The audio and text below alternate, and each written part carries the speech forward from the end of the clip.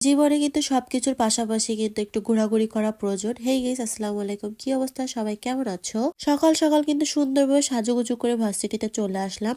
আজকে একটা ভাইবা ছিল, দেন ভাইবা শেষ করে কিন্তু একটু ঘোরাঘুরি করতে যাচ্ছি। যে প্রথমে বলে রাখলাম, পড়াশোনার পাশাপাশি কিন্তু একটু ঘোরাঘুরি করা প্রয়োজন। এজন্য এত সুন্দরভাবে শাড়ি পরেছি, সাজুগুজু করেছি, আর ঘুরবো না, ছবি তুলবো না, তাই কি হয়? তাই কিন্তু আজকে চলে আসলাম কফিটাতে। দুই বান্ধবী খুব সুন্দরভাবে সাজুগুজু করে কিন্তু চলে আসলাম ছবি তুলবো বলে, আড্ডা দিব বলে। এই জন্য কিন্তু অনেক সুন্দর সুন্দর ভিডিও করছি, অনেক সুন্দর সুন্দর ছবি তুলছি, সবকিছু তোমাদের সাথে শেয়ার করব। এই ভিডিওগুলো কিন্তু অনেক আগের ক্লিপ নেওয়া, সো আমি একটু ব্যস্ত থাকার জন্য কিন্তু এই ভিডিওগুলো প্রপারলি এডিট করতে পারিনি। এই জন্য আজকে চেষ্টা করলাম যে প্রপারলি এডিট করে তোমাদের সাথে শেয়ার করব। তারপরেও দেখো ভাগ্যটা কি খারাপ, আজকেও আমি অসুস্থ, আমার সর্দি লেগে নাক মুখ সব বন্ধ হয়ে গেছে। তারপরেও চেষ্টা করতেছি তোমাদের সাথে ভয়েস দেওয়ার জন্য। সো ভয়েসটা যদি একটু খারাপ শোনায় প্লিজ কেউ মাইন্ড করো না, মানিয়ে গুছিয়ে সমস্ত ভিডিওটা দেখো, এ টু জেড ভিডিওটা দেখবা।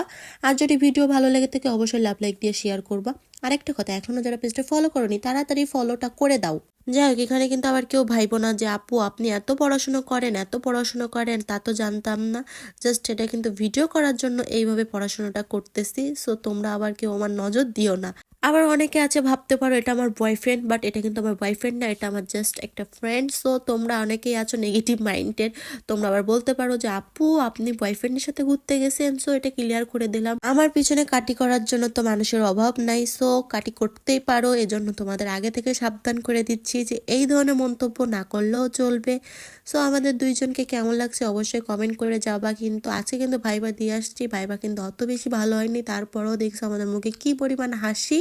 যত যাই কিছু হয়ে যাক না কেন, মুখের হাসি কখনোই কমবে না, সবসময় মুখের হাসি বজায় রাখার চেষ্টা করি আমি। যতই মন খারাপ থাকুক না কেন আমি সবসময় হাসি। সো এটা নিয়ে কেউ আবার রাগলে বা কিছু করলে আমার তাতে কিছু করার নেই বা বলার নেই। আমার হাসি সবসময় থাকবে, কার ভালো লাগলো কার খারাপ লাগলো সেটা দেখার আমার প্রয়োজন নেই ভাই। কেউ যদি আমাকে ভালো রাখতে পারো সেটা ভালো, আর না রাখতে পারলে কেউ আমার পিছনে কাটি করতে আসবে না প্লিজ। তারপরে কিন্তু সন্ধ্যাবেলা আবার একটু বাইরে বেরিয়েছিলাম, কারণ মনটা বাসার ভিতরে একটুও ভালো লাগতেছিল না। এই জন্য কিন্তু একটু নদীর পাড়ে চলে গেছিলাম, আর নদীর পাড়ে গিয়ে একটু ভেলপুরি টেস্ট করতেছিলাম। বাট ভেলপুরিটা খেতে এত বাজে ছিল যে আমি চাবাইতেই পারতেছিলাম না, এত হার্ড মনে হচ্ছিল শক্ত কিছু খাচ্ছি। সো খুলনা কোথায় সবচেয়ে মজার ভেলপুরি পাওয়া যায় সবাই কিন্তু একটু কমেন্ট করে যাবা, কারণ আমি এখনো পর্যন্ত খুলনা এমন কোনো জায়গা পাই না যে এই ভেলপুরিটা আমার কাছে অনেক বেশি মজা লাগবে। তারপরে কিন্তু সেই বিখ্যাত ঝিলিবিলি বেলুন না কি সব বলে সেটা পেয়ে গেলাম। সো সেটা নিয়ে একটু রং ঢং করলাম, কারণ এখনো পর্যন্ত আমরা এদের কাছে মনে হয় বাচ্চা। এগুলো দেখলে নিজেকে ছোট বাচ্চা মনে হয়, বাচ্চাদের মতন একটু খেলা করি। সো আমার ভিডিও যদি ভালো লেগে থাকে সবাই প্লিজ লাভ লাইক দিয়ে শেয়ার করে দেবা, আর সবাই আমার জন্য দোয়া করবা। আর এখনো পর্যন্ত যারা আমার পেজটা ফলো করেন তাড়াতাড়ি ফলো করে দিও। তাহলে কিন্তু আজকের মতো ভিডিওটা এখানেই শেষ করছি। সবাই ভালো থাকবা, সুস্থ থাকবা, আল্লাহ হাফেজ।